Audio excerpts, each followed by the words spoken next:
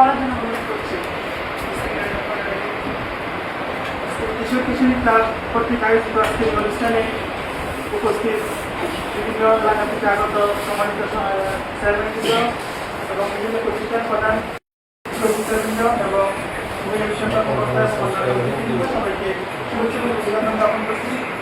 আমাদের যে ক্লাবটা কিশোর কিশোরী ক্লাব মূলত আমরা সবাই একটু বুঝতেছি কিন্তু বাচ্চারা খুব আগ্রহের সাথে শিখতেছি। আমার এখানে যে ইয়ারা আছে আজকে প্রায় 3 বছরের মতো চলতেছে। 3 বছরে আমি তাদের যে অ্যাক্টিভিটিসগুলো দেখলাম, বাচ্চারা নিজেরা কবিতা আবৃত্তি, তারপরে নিজেরা অভিনয়, নিজেরা গান গজল আবৃত্তি যত কিছু আছে তারা নিজেরা স্বাবলম্বী দিতে পারে।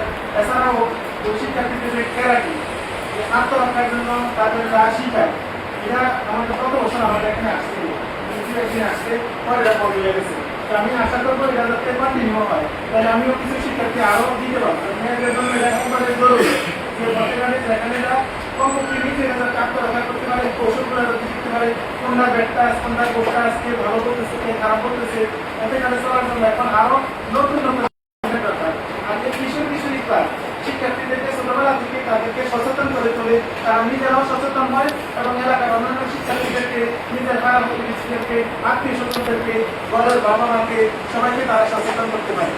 আর এই এখানে শিক্ষার্থী মূলত 30 জন। 30 জন দেখা যায় অনেক সময় অনেক শিক্ষার্থী হয়, তাদেরকে সবাইকে নেওয়ার সুযোগ হয় না। এই বেশিরভাগ চাপটা করে আমাদের এখানে অনেক ছাত্র আগ্রহী এখানে যেতে। বেশিরভাগ প্রভাবটা করে যে গ্রামের মধ্যে শিক্ষার্থীরা বুঝতেছে না বোঝার কারণে ওখানে আসে না। আর আমি কালকেও কিন্তু শরীফে গেছে, আমি ক্লাসে বাচ্চাদেরকে একটু সচেতন করার কথাও বলছি।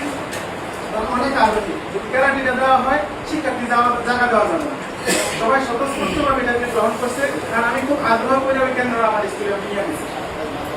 ঠিক আছে, ধন্যবাদ। এটা খুবই একটা সচেতনতামূলক এবং আত্মরক্ষামূলক যে আমাদের বর্তমান পরিস্থিতির সাথে এই কিশোর কিশোরী ক্লাব এগিয়ে চলছে এবং সামনে কি আরো ভালো করবে। আর আমার পরামর্শ হলে ধন্যবাদ।